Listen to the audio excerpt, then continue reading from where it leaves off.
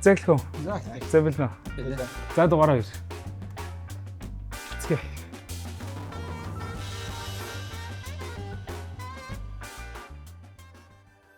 За өнөөдөр болохоор эдийн засаг нийгмийн хөгжлийн бодлого Economic and Social Development Policy гэж.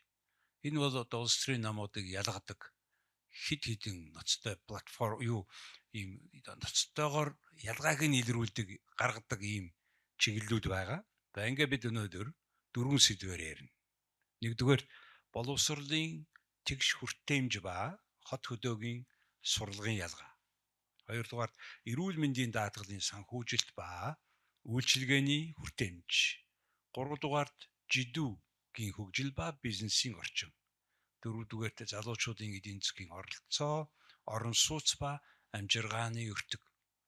Энэ дөрвөн асуулт бол үнэхээр улс төрийн намуудын ялгааг бодлогыг тодруулсан, харуулсан юм гэж үзэж байгаа. Энэ төвийн сургуулийн сурагчид нь нийслэлийн сургуулиудын сурагчдаас 1-1.5 жилээр хоцорч байна гэж. Тэр чинь ингээд сургуулиудаар ярилцах хийгээд шалгаад ингээд хийсэн дүгнэлт байхгүй. За тэгсэн чинь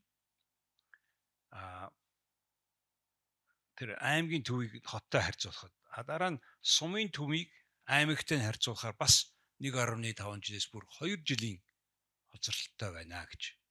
Тэгэхээр Улаанбаатартай харьцуулахад сумд байгаа хүүхдүүд 3 жилийн шахуу хоцролттой байна гэж ийм юм гарчаад байгаа байхгүй.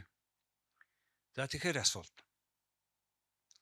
За нэгдүгээр энэ сурлагын ялгааг арилгахад танай нам ямар тодорхой хэмжигдэх үйс зорилго тавиад ямар хугацаанд энийг хэрэгжүүлэх гэж байна вэ гэж асууж байгаа юм. За хэн эхлэх вэ? За сайн боловсролын салбартай холбоотой асуултаа асуусан учраас тэгэхээр яг боловсролын салбар дээр одоо юу гэдгийг сургалтын одоо суралцагчдын одоо ур чадвар одоо юу гэдэг мэдээлэл авч байгаа байдлыг нь сая PISA-гаар үнэлэхэд бол ингээд айгүй ялгамжтай байдал харагдаад байна гэж шүү дээ. Тэгэхээр энэ PISA-гийн биднэрт нэг л жилийн одоо үнэлгээ байгаа даа шүү дээ. Тэн дээр бас завшаантай хэрэг болсон бас бид нар олон улстай харьцуулаад өөрсдийгөө бас дүгнэх боломж гарсан. Тэгсэн хэрнээ нөгөө яг зарцуулагдж байгаа төсөв бөгөөд одоо барилга байшин гэдэг юм уу дэд үтсийн хүртээмжийг нь бодхолоор орон нутагт бас илүү байгаа юм шиг тийм ээ. Одоо жишээлх юм бол нөгөө 40-оос дээш хүүхэдтэй ангийн тоо бол зөвхөн хотод байгаа даа шүү дээ. Тэгсээр нэ орон нутагт болохоор харьцангуй нэг багшид ногдох суралцагчдын тоо энэ төр харьцангуй бага. Тэгэхээр бид нар нөгөө асуудалтай бас их тийм одоо юу гэдгийг уул сууртай дүгнэлт өгсөй.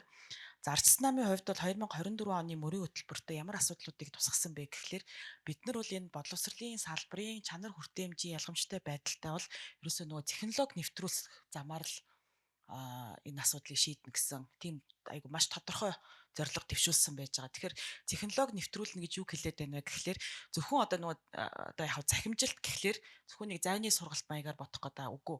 Тэгээ захимжилт гэдэг нь болохоор одоо юу гэдгийг хотын сургуулиудад ашиглагдж байгаа тий одоо хувийн сургуулиудад ашиглагдж байгаа тийм хамгийн дэвшилттэй одоо юу гэдгийг сургалтын хэрэглэгдэхүүнүүд тийм ээ одоо тэр сургалтын агуулгуудыг бид нар бас хөдөөгийн суралцагч нарт ямар арга замаар хүрэх боломжтой тий. Тэгээд дээрэс нь ер нь энэ технологийн шилжилттэй холбоотойгоор одоо энэ хиймэл оюун ухаан зэрэг одоо маш олон зүйлүүд маш хурдцтайгаар өөрчлөгдөж байгаа энэ цаг хугацаанд энэ технологийн дэвшлиг бид нар яг энэ боловсролын салбартаа ямар байдлаар одоо маш хурдан нутагшуулж чадах уу гэдэг чиглэлээр нэлээд тийм олон шин санаачлалуудыг бол мөрийн хөтөлбөртөө тусгаж ажилласан байж байгаа.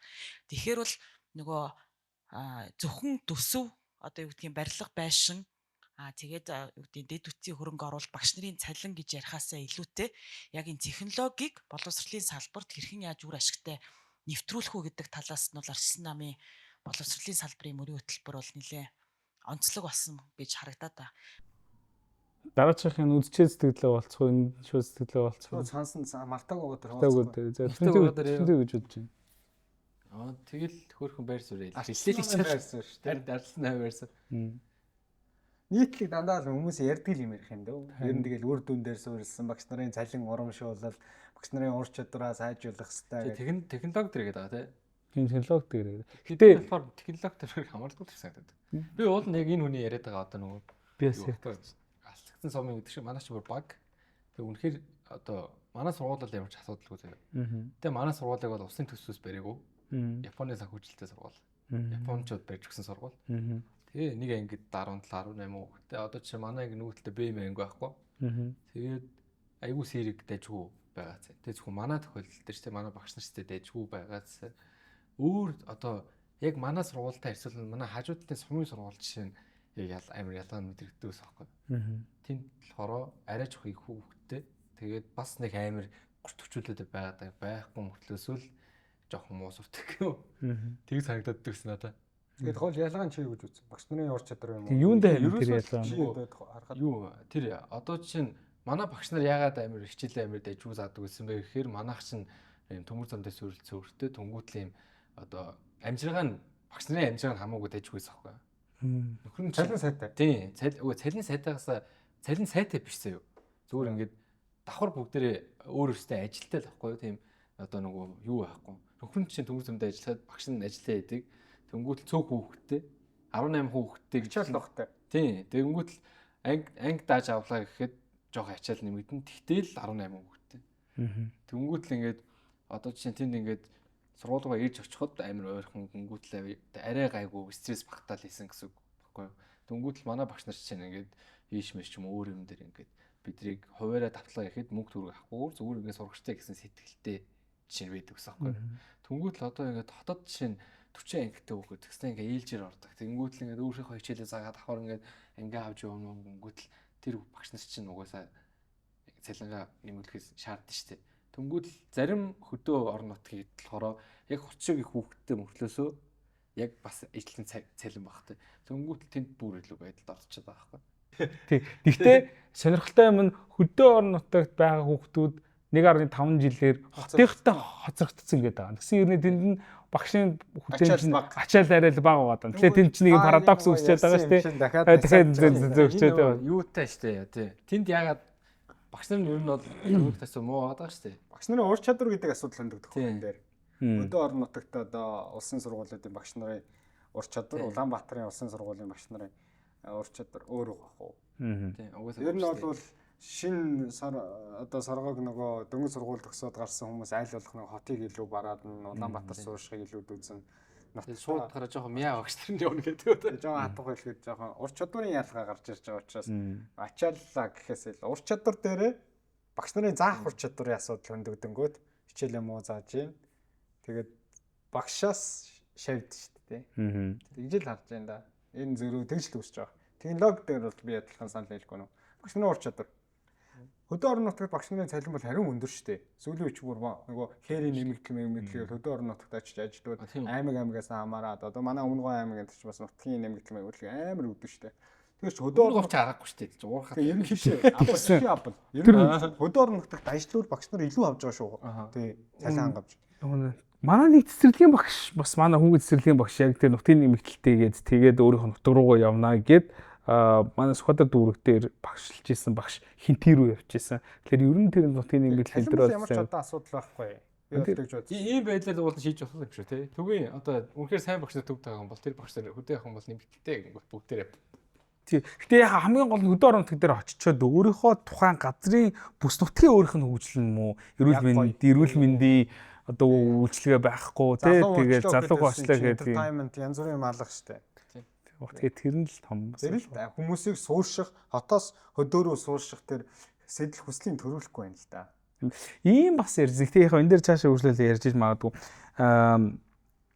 Ер нь нөгөө сүүлийн үед манай Монгол нүүдэл чаах уу өөрөө бас амар юм хямралд ороод байгаа гинэ.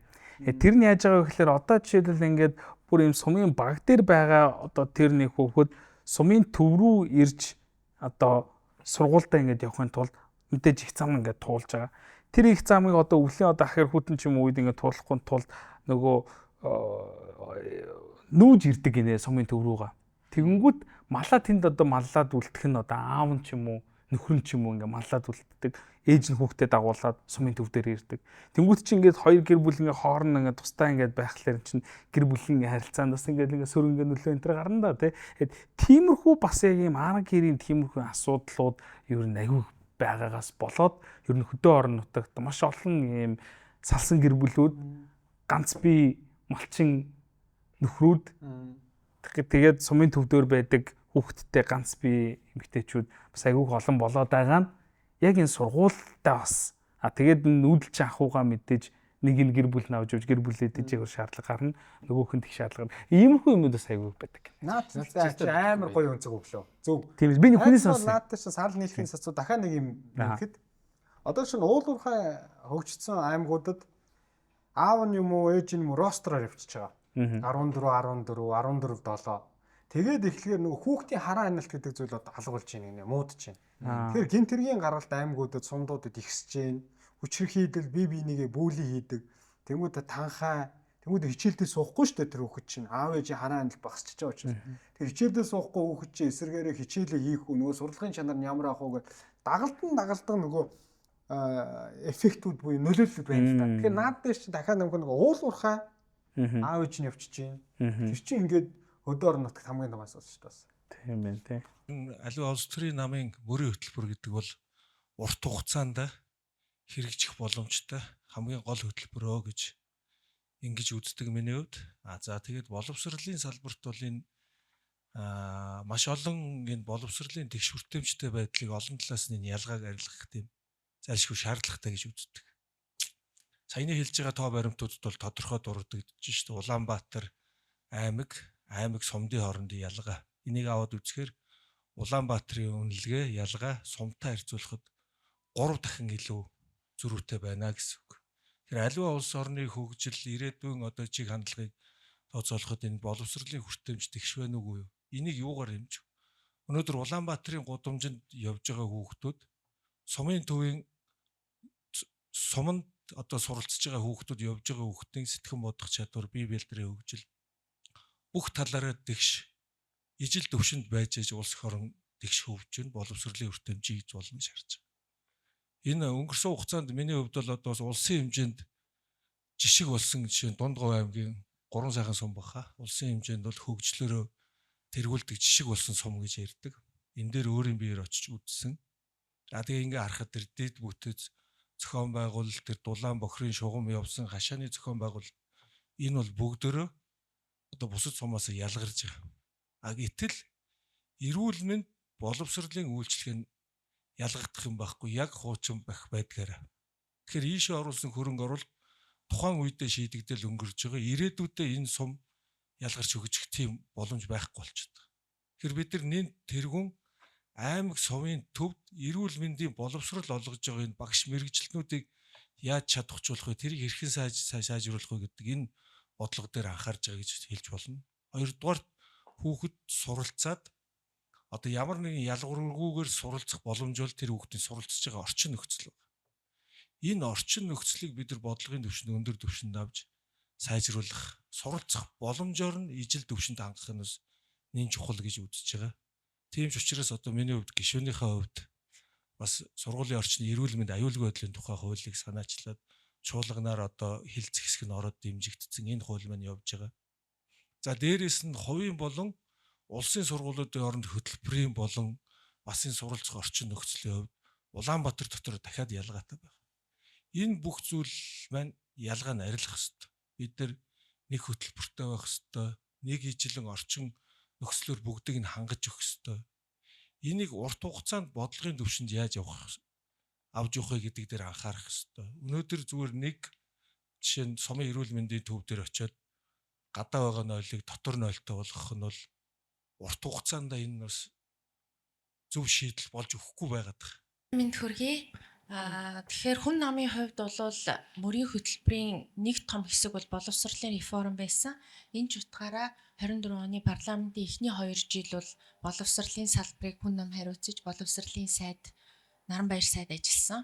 Тэгээ энэ хугацаанд ер нь бол хүн намын мөрийн хөтөлбөр тусгасан бодлогын гол цөм нь бол ерөөсөө хүн төвтэй байх буюу за ялангуяа орон нутгийн хувьд бол эцэг их хүүхэд сургууль гэсэн энэ гурвалсан хэлхийг амь оруулна л гэдэг ийм гол зорилго тавьсан. Үүнийхээ хүрээнд бол багийн баг сургууль, хотхны баг сургууль гэдэг энэ одоо төслийг хэрэгжүүлээд яг энэ бодлогын төвшөнд гол зорилго нь юу байсан бэ гэхээр өнөөдөр бид нар сургуульд хамрагдалт за өнөөдөр эхлээд чанараасаа өмнө сургуульд хэр хамрагдалт хэр байгаа юм бэ? хэр тэгш хүртээмжтэйгээр боловсрал эзэмшиж чадж байгаа юм бэ гэдгийг ярих хэрэгтэй. Гэтэл яг багийн төвшөнд тухайн одоо сургуулийн насанд хүрсэн хүүхдүүдийн хувьд сургуульд хамрагдалт өөрөө хэцүү нөхцөл байдалд ордог. Яагаад гэвэл малчин айлын хүүхдүүд гэр бүлээсээ хол нөгөө ээж нь дагаад явах уу, аав нь дагаад явах уу, хэн нь үлдэх үү тийм ээ. Нөгөө сумын дотор байрлал явдаг. Дөнгөж 5 6 настай хүүхэд тийм ээ. Тэгэхээр иймэрхүү асуудлуудыг бид нар хамгийн наазах нь эхлээ шийдэх ёстой маа. Гэт багийн баг сургуулийн энэ бодлогын түвшинд одоо яаж хэрэгжиж явж байна гэхээр нөгөө хүн амын аж ахуйн нэгжийн орлогын албан татварын 1% хөнгөлөлттэй байдаг. Энэ хөнгөлөлтөөр аж ахуйн нэгжүүд тухайн орон нутгийнхаа жишээлбэл багийн сургуулийг барих, санхүүжилтэнд туслах энэ боломжийг жишээлбэл бий болгож байгаа. За энэ нь өөрөө ямар давуу талыг бий болгож ийн вэ гэхээр нөгөө эцэг эхийн одоо залуу гэр бүлүүдийн салалтын асуудлаас маш том нөлөө үзүүлдэг. Өөрөөр хэлэх юм бол хүүхэд сургуульд явдаг, 6 настай хүүхдийг сумын төв рүү аваа явдаг. Гэтэл нөгөө эцэг малаа дагаад үлддэг. Тэгэхээр энэ багийн баг сургуулийг дэмжиж явснараа сумын төвд нөгөө эцэг эхийн гараас гарсан 5 дугаар ангиа төгссөн хүүхэд дотор байранд бие дан амьдрах боломжийг бий болгож байгаа гэсэн. Тэгэхээр энэ асуудлыг бол нэлээд одоо цаашаа их хамгаалалын сайдын хувьд бол цаашаа үргэлжлүүлээд явна бодлогын түвшинд гэдэг энэ саналаа бол бас илэрхийлсэн. Нөгөө талаас мэдээж хүртээмжийн тухай ярихад бид нар багш нарын хүртээмж чанартай бөгөөд тоон хүрж гин үү гэдэг асуудал яригдах хэрэгтэй. Тэгэхээр хөтөө орон нутагт багш нарын тоо хангалттай байгаа мэт сонсогдож байгаа боловч нөгөө талдаа жишээлбэл биеийн тамирын багш физикийн хичээл заагаа суучдаг. Тэгэхээр энэ нөгөө нарийн мэрэгжлийн багш нарын хүртээмж хэр байгаа юм бэ? Яаж тэр нөгөө мэрэгжлийн бус хүн мэрэгжлийн хичээл, академик хичээл заагаад явхаар чанар нь нөгөө PISA-гийнхаа чанарт хүрэх юм бэ гэдэг ийм асуудал хэрэгжиж байна. За үүнээс улбаалаад нөгөө суманд дунд сургууль байх, аймгийн төвд ахлах сургуулиуд байх гэдэг юм уу тийм ээ. Нөгөө багшийнхаа хүртээмжийг бид нар бодох хэрэгтэй болчихж байгаа байхгүй. Сум болгонд ахлах сургууль байхаар нөгөө нарийн мэрэгжлийн багш нар чинь сум болгонд хангалттай байж чадчих гин үү? Ингээд бодоод үзэхээр бид нар сайн менежмент буюу зохион байгуулалтыг аягүй сайн хийх хэрэгтэй болчихж байгаа. Нөгөө талаасаа хүн намын мөрийн хөтөлбөр тусгагдсан байсан нэг чухал асуудал бол багшийн одоо тутмагшлыг бусад мэрэгжлийн хүмүүсээр хангах боломжийг бий болгоно. Энэ одоо нөгөө нэлийн асуудал дагуулсан 45 хоногийн курс гэж яригдаад байсан шүү дээ. Энэ бол мэрэгжлийн одоо жишээлбэл муйсик физик төгссөн. Тийм үү? Физикийн анги төгссөн, математикийн анги төгссөн. Хуучин бол физик, математикийн багш гэж төгсдөг байсан. Гэтэл багшаар төгсгөө болцсон. Эрдэмтнээр төгсчдөг, тийм ээ. Тэгэхээр тэр физикээр муйсик физикийн ангийг төгссөн тэр хүн 45 хоногийн одоо багшлах ур чадвар сураад нөгөө физикийн багшиг хийх боломж нь бий болж байгаа байхгүй. Тэгэхээр энийг бол яг хүн намын мөрийн хөтөлбөрийн хүрээнд Наранбаяр сайд бол хийж хэрэгжүүлсэн. Энэ гişүн нөгөө байгаад бол арай нэг иймэрхүү санаа Тийм ээ. хэлээд байгаа юм. Усрал одоо амар том сэдв тэгээд зүгээр юу юм шүү дээ. Яг нэг сүүлийн хоёр гишүүний хэлж байгаа нэг санаа нь болохоор бас надад их гоё буусна. Боловсрал эрүүл мэндийн салбартаа мөнгө зарах хэрэгтэй буюу хөрөнгө оруулалт хийх хэрэгтэй. Барилга байшин барихаас илүү гэдэг үг нь бол таалагдлаа. Тэр нь бол үнэхээр монголчуудын одоо нэн тэргүүд бид нар хийх ёстой зүйл. Төсвийн зарцуулалтын 10-20%, бараг 30%-ийг юм боловсрал руугаа хиймээр байгаа байхгүй. Тэгээд бид нар нэг 5-6 жил босод салбаруудаа жоохон төвчээд, зардлаа төвчээд гүрийгээд явхад бол боловсролын салбар бол 5-10 жилдээ босох болов гэж би найддаг. Тэгэхээр мөнгө зарах ёстой гэдэгт бол нэгдүгээр санал нийлээд байна. Хоёр дахь нэг юм нь болохоор одоо боловсролыг хэтэрхий ингээд бизнес болгочиход байгаа байхгүй Монголд. Яг чиний хэлж байгаа шиг, андаа хэлж байгаа шиг боловсрал өөрөө хүртээмжтэй байна гэж яриад байгаа бол боловсрал өөрөө үнэгүй байх хэрэгтэй. Үнэгүй байхын сацуу улсынх нь байна уу, хувийнх нь байна уу, чанартай, ижил төвчний чанартай байх хэрэгтэй гэдэгт би санал нийлдэг байхгүй. Өнөөдөр тэгхгүйгээр хувийн сургууль, улсын сургууль хоёр ч юм бүр тест хөндлөн болж ингэж хөгжлөн яваад тэгээд эцэг эхийн төрөвчний зузаанаар хүмүүс өнөөдөр боловсрал эзэмшдэг болчлоо шүү дээ. За чи манай хөтөлбөрийг 2 сая төгрөг чамайг дэлхийн Ivy League-ийн сургууль руу явуулна. Гэхдээ ингээд яриад байгаа юм чинь бид нөгөө чадвартай, чадaltaй, хэдэн тарихтай хүүхдүүдийн сурчиж авангуудаар гадны сургууль руу бэлтгээл тэгээ хөөх юм наана эцэгхэн нөгөө төрөвчин жоохон нэмгэн нөхдүүд нь болохоор чадвар муутай сургуультай сураал ингээд яваад байхаар энэ яриад байгаа юм чинь хоёр тишээ л ингээд салаал яваад байна шүү дээ. Тэгэхээр бид нар энэ дээр нэгдүгээр анхаарах хэрэгтэй болчиход байна. Хятад улсад зүгээр нэг сайн жишг нь юу байдгийг гэдгийг одоо ингээд харилцангаас харахаар хятад бол тийм шүү дээ. Боловсрол нь яг л ижил төвшөнд бүгдийн ижил төвшөнд боловсролоор хангахыг илүү үздэг те. Тэгээд толгойтой оюутан бол өсөх эсвүү гэж үздэг. Үнэхээр тэр оюутнууд үнэхээр чадaltaй, үнэхээр толгой мэдлэгтэй болвол улсаас нь тултал нь дэмжлэг үзүүлнэ те. Тэр чинь улсаас дэмжлэг үзүүлнэ гэдэг чинь татвар төлөгчдийн мөнгөөр чамайг одоо чинь хоолны чинь үнийг хөнгөлөе, тэтгэлийг чинь өгье, байрыг чинь яа гэдэг ингээд ийм төр өнөөдөр мөнгө л зарах хэрэгтэй байна. Усын сургуулиуд. Хич амар одоо боловсролын салбар чинь ингээд тийшээ хөрөнгө оруулчаад үр өгөөж нь бараг 5-10 жилийн дараа гарна шүү дээ. Тийм. Тэнгүүт л нөгөө намууд чинь энэ бас амар би лобби явдаг гэж боддог. намууд чинь ингээд 4 жил 6 жил 8 жил нэгэл ингээд солигдож байгаа шүү дээ. Хүмүүс тэнгүүт л нөгөө амар хийсэн ажлаа амар их харуулт дуртай шүү дээ. Тэнгүүт л үрдэн хурдан гарахгүй учраас гэдэг. Тэнгүүт л 5 жил ярьдаг яг нөө үрдүр гарч амжаагүй байдаг. Тэнгүүт л нэг тэрний оронд усаа хэрэглээр барьсан гоё чивсэн гэдэг ч юм. Тэгдүүхэ. Ам ажил нь ингээ зөрөөд байгаа хгүй. Эдгээр ингээ бүгд л гоё бодлого ирж байгаа зү. Монгол ингээ хүртээмжтэй боловсрал гэдэг. Тэнгүүтээ улсын төсөв тавьж байгаа мөнгө нь боловсрал 5% ч байд юм 10% ч хүрэхгүй өгөөтэй амар бага мөнгө тавьж ийн гэхээр энэ хэдийн ярьж байгаа юм нь очоод яг хуулийн төсөл боловсруулах конов дарахта эсэргээрээ дарж ийн гэсэн үг. Хоёрдугаарт энэ төр сууж байгаа 126 гишүүн чи айгүй их лобби давтаж байгаа. Хувийн хвшилүүд нь, хувийн сургуулиуд гэдэг чинь асар их мөнгө хэрэглэж байгаа учраас тэр хүмүүс улсын сургуулиудыг хөгжүүлэхгүй байх, өөрсдийн бизнесээ томруулах энэ төр дээр янз бүрийн лоббинууд хийж байгаа шүү дээ. Ингэж их үнэхээр яриад байгаа бол зөрөгтэй тэр мөнгөө цацаач, зөрөгтэй тэр хуулийн төслүүдээ хэрэгжүүлээч байхгүй л үстэй. Ард нь бол би тиймэрхүү л асуудал байдаг болов уу гэж боддог шүү дээ. Хатуухан шүүмжлэхэд. Энэ бүх улс орны эдийн засгийн 70-80% манай дөр тэрнээс ч их байх. Энэ жижиг дунд үйлдвэрлэлээр явж байгаа шүү дээ. Одоо манай аж ахуйн газруудын юу лээ баг 80% нэг 10 хүрэхгүй хүнтэй ажиллаж ийн гэж яриад байгаа шүү дээ. Тэгэхээр эднэрийн өмнө яг тулгарч байгаа хамгийн гол асуудлыг нам болгон юу гэж үзэж байна? А тэрийг яаж шийдэх вэ гэд нэг асуудлыг хэлээч гэж та гурваас ялгаатай 3 асуудлыг хэлээч гэж асуумаар байна. За танаас эхлэе. Жижиг дунд үйлдвэрүүд те жижиг дунд ер нь бизнесүүд бол эдийн засгийн гол хөдөлгөх хүч байдаг. За тэгээд ер нь хамгийн олон ажлын байр бол тэнд бий болж байгаа. А зүгээр хамгийн санаа зовоож байгаа зүйл бол сүүлийн жилүүдэд манай улсад нөгөө эдийн засгт төрийн оролцоо үлэмж томроод тэгээд ер нь бол нөгөө юм хувийн хвшил ер нь ингэж аль бойжоод зах зээлээ тэлэх тэр нөхцөл байдал ерөөсөй байхгүй болчиход байгаа л ер нь Арслан намын гишүүний хувьд бол маш их санаа зовж байгаа. Тухайлах юм бол одоо за GDP-д эзлэх одоо нөгөө төсвийн хувь хэмжээ гэдэг юм уу тий одоо нөгөө татврын ачаал бол маш өндөр байгаа 35% гэх мэтчлэн за нөгөө талд нь болохоор төрийн өмчт хувьцаат компаниуд төрийн өмчт компаниудын тий оролцоо бол одоо борлуулалтын орлого нь 25 их найдуулсан байж идэг тийм ээ. Тэгэхээр ерөөсөө гол мөнгө ерөөсөө л нөгөө төсөвтэй холбоотой төртэй холбоотой зүйл дээр яваад байна л та.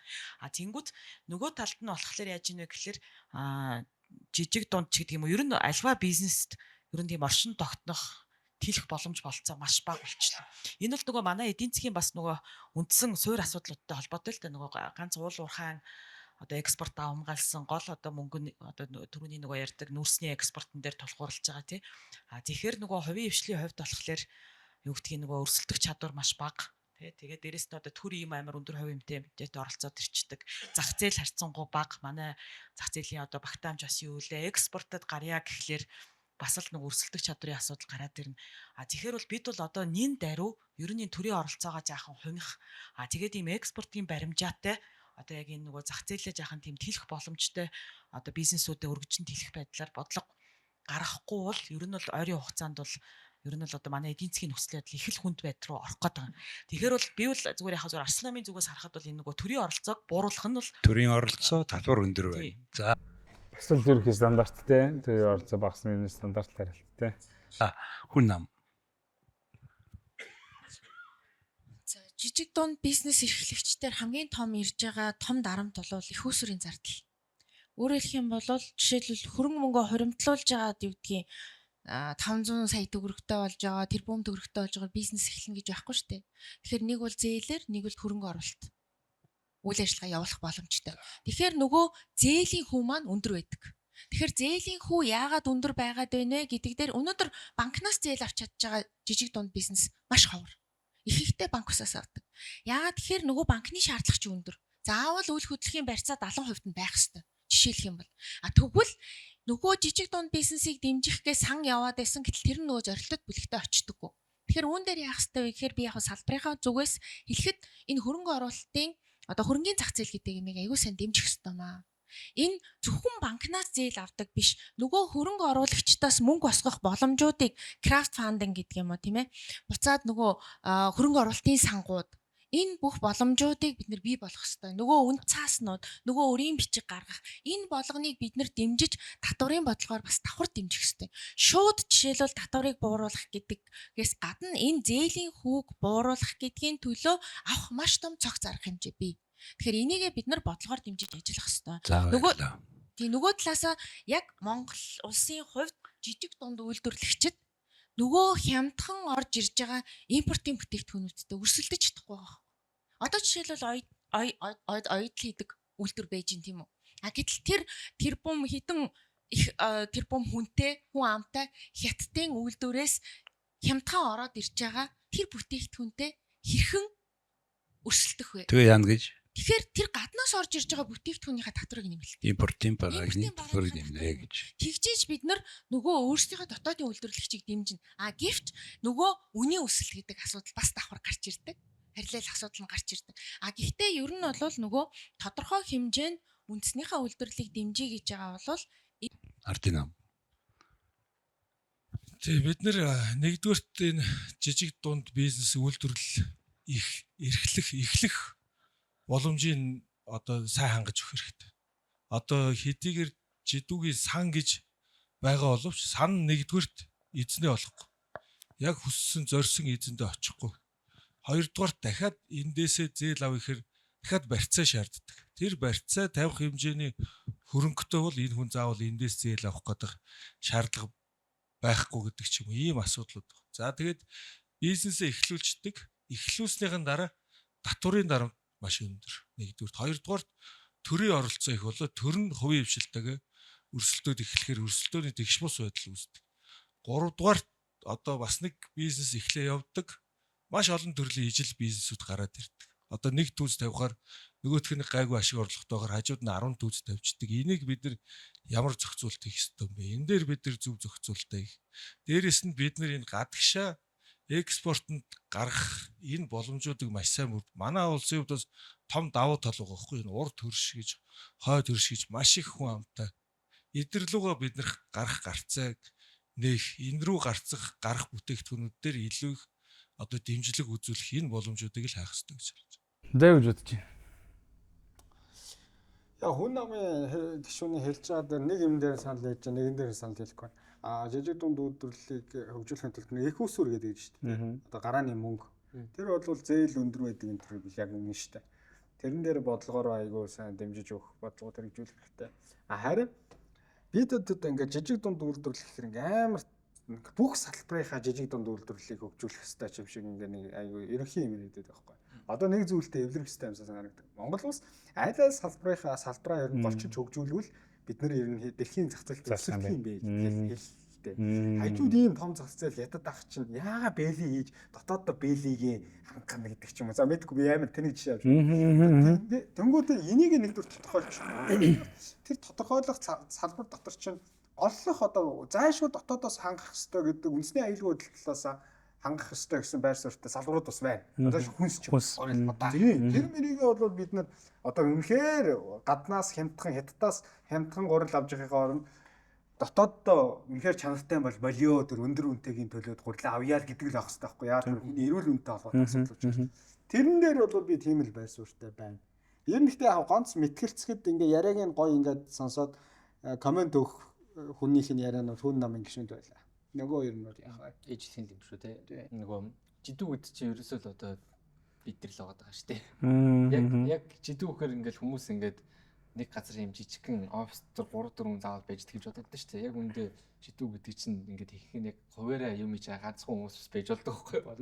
Тэгээ тэнгууд л би одоо жишээ нь хуваараа ингээд зураг зураад сүүлийн ингээд хэдэн жил явж байгаа шүү дээ. Тэнгууд л ингээд би ингээ нэг хүн те надад офс байхгүй гэрээр юм байдаг байхад л татвар өрөнд ороод байгаа байхгүй. Тэнгүүт л ингээд одоо чи нөгөө 50 сая босоо гэдэг амир байдаг шүү дээ. 50 сая давлаа ажилтнаас 10% татвар төлөмж гэх те. Тэр одоо хизээнээс 50 сая одоо ингээд 50 сая батлагдахтаа магадгүй амир их мөнгө байсан байж магадгүй. Ягаад ч 50 сая юм те. Нүүтийн босох шүү дээ. Тэнгүүт л одоо тэр үед 50 сая чи нэг хүн жил 50 сая явахад үнэхээр баян хүн байсан байж магадгүй. Одоо тэнгүүт л дундад цалингаа бодонгууд л бараг л ер нь дэжгүй сайн ажилладаг хүн бүгдээрээ л 50 сая тавах гэдэг байгаа байхгүй. Тэнгүүт л ингээд тэр босон ингээд өндөр болоо тий 300 400 500 эсвэл магадгүй тодорхой хэмжээний мөнгөнд хүртэл тэр хүн сайн ажиллах юм бол тэр хүртэл ямар ч татвар авдаггүй ч юм тий. Тиймэрхүү юм бэжэж л ингээд эдийн засаг маань ингээд доор ингээд микро төвшөндөө сайн ингээд төгжөө явах юм санагдаад байгаа байхгүй. Одоо тэр нөгөө юм зээл авах босго мосго зээл авах тэр самман жидүүгийн зээл мэл надад бол тэр бол ямар чухал санагд. Яг л тэр жидүүгийн зээл чи одоо тэр дотор тэр магадгүй тодорхой хуримтлагдсан байгаа хөрөнгийг тодорхой хэдэн компаниудад тодорхой хэдэн байгууллагуудад л ер нь ингээд явуулж байгаа болохоос тэр магадгүй ингээд байсныг жижигхэн дундаж давхрах юм уусгүй жижигхэн энэ компаниудыг бүр ингээд том болгох энэ ингээд алхам болов гэж боддог байхгүй. Тэгэхээр миний бодлоор эсэргээрээ бүр ийм жижиг дунд биш бүр ийм микро төвшний буюу хувь хүнээрээ ингээд бизнес хийж байгаа. Одоо яг төвшин тийш шиг над шиг таймна шиг яг иймэрхүү хүмүүсийг тодорхой хэмжээгээр эхлээд компани байгуулад эсвэл жижиг тэр бизнесийг ингээд авч явахт нь л дарамт тушруулахгүй байх нь амар чухал юм санагдав. Тэрийг гарааны түрүүний одоо хөрөнгө зээл мэйл гэхээс илүүтэйгээр зүгээр эхний 3 жилдээ шатлсан байдлаар зүгээр нөөтөөс нь чөлөөлчих те эхний жилд нь те нөөт нь одоо 2%, дараагийн жилд нь 4%. Тодорхой хэмжээгээр ингээд жил ирэх тусам бизнесийн чадварч тусам тэрийг төлөх чадвартай болно. Хэрэг үнэхээр төлөх чадвармжгүй болвол тухайн тэр бизнесийн зах зээл дээр эрэлттэй бизнес эсвэл эрэлттэй бүтээгдэхүүн биш байна л гэсэн үг. Тэгэхээр зах зээлийн жамаараа нөгөөх нь өгөх ёстой бол өгөхөд цаашаа гарах ёстой бол гараад явах. Тэгэл эндээшийн жишээлбэл одоо манай одоо компани дээр хамгийн том дарамт бол угаасаа яг эндээш тэгэл нөтийн дарамт. Тэгэл эндээш чинь ингээл ялтч амиг зүр. Тэгэхээр ядаж эхний жилдээ ингээ 3 жилдээ хэр манахыг ингээд юугаад өгсөн бол хөнгөлөд өгсөн бол магадгүй тэнд өгсөн мөнгөөрөө бид нар бизнесийг хамаагүй л өргөжүүлэх боломжтой. Тэр нь 5 жилийн дараа бизнес бичээд ирсэн дараа тэрийг бид нар буцаад ирвэл төлөхөд ямар асуудал байна. Тийм л юмнууд зүгээр байгаад байгаа юм санагдаад байна да. Наатай сүндүүл юм байдаг шүү. Гэтэ тэр нөтийн 50 сая босоо болно. Одоо 400 сая болох гэдэг. Тань хол нэр Тэр хэлдэг. батлагдаасаа энийг оруулаарай. 400 сая зааж батлах байна. Би баяжаад сос. Би баяжаад гоё юм тоолох гэдэг гэсэн. Одоо төлөөгөө бараг 10 сая дотортой яваал байна. Йоо, хэцүү шүү. Тэгэхээр дотор бол. Тэгээ яг хамтын өөр тэгэлдэг шиг бидний өөрөө тэглэдэг өгч чаа. Гоё залуучууд чинь нэр хүн тэгээ те стресс нь багсаад ажиллаа сайн гэдэг. Би одоо дахиад энэ чинь халсарлаа гөлөг ёо. Йоо, ямар хэцүү бэ те. Самбууч амдах гэж хичээж байгаа шүү. За окей. Тэгээ ер нь энэ үед манай энэ удаагийн React видеонууд ер нь бол дуусчихин. Тэгээ яаж ч гэсэн өнөөдөр бол 2 дахь дугаар дээрээ бид гур өөрсдийнхөө үдсэн харсан юм дээрээсээ өөртөө сэтгэлийг хуваалцлаа гэдэг та бүхэн бас магадгүй хэрэг сонирхолтой байсан гэж бодож байна. Тэгээд саний бид хэдийн бас яг энэ үзэж байгаа энэ хилцүүлгийг та бүхэн хэрэг бүтнээр нь сонсох үзэх хэрэг хүсэлтэй байх юм бол доотлын сэтгэл хэсэг дээр бид линкийг нь оруулчих. Тэгээд тэр учраас та бүхэн сонирхоод үзээрэй. Тэгээд өнөөдөр яжсэн манай энэ 2 дугаар дээр хамтдаа байж өөртөөхөө бодлыг хуваалцсан 50 надаа болоо төвшөөд баярлаа.